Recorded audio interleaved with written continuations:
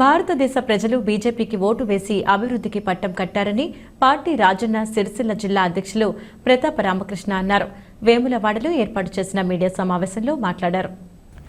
ఆదివారం సాయంత్రం ప్రధానమంత్రి మోదీ ప్రమాణ స్వీకారం చేస్తున్న సందర్భంగా జిల్లాలోని మండలాల్లోని గ్రామాల్లో బీజేపీ నాయకులు కార్యకర్తలు సంబరాలు జరుపుకోవాలని పిలుపునిచ్చారు.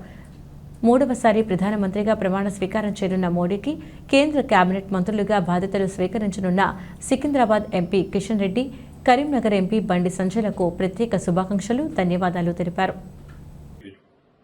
మరి సందర్భంగా సాయంత్రం 7:15 ఏదైతున్నదో ప్రమాణ స్వీకారం ఉంది. ఆ ప్రమాణ స్వీకారం ఒక పండుగలాగా మనందరం జరుపుకోవాలి.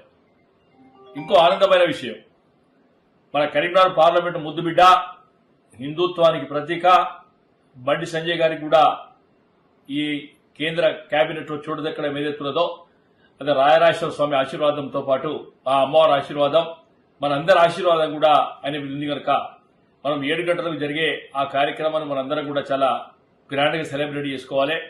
ఈ కరీంనగర్ పార్లమెంట్ పరిధిలో ప్రత్యేకంగా రాజన్న సిరిసిల్ల పరిధిలో కూడా కార్యకర్తలందరూ కూడా 7:15 ఏదైతున్నదో ప్రమాణ స్వీకారం చేసే టైంలో అన్ని మండలాలలో కూడా అన్ని గ్రామాలలో కూడా సెలబ్రేషన్స్ చేసుకోవడం కోరుతా ఉన్నాం.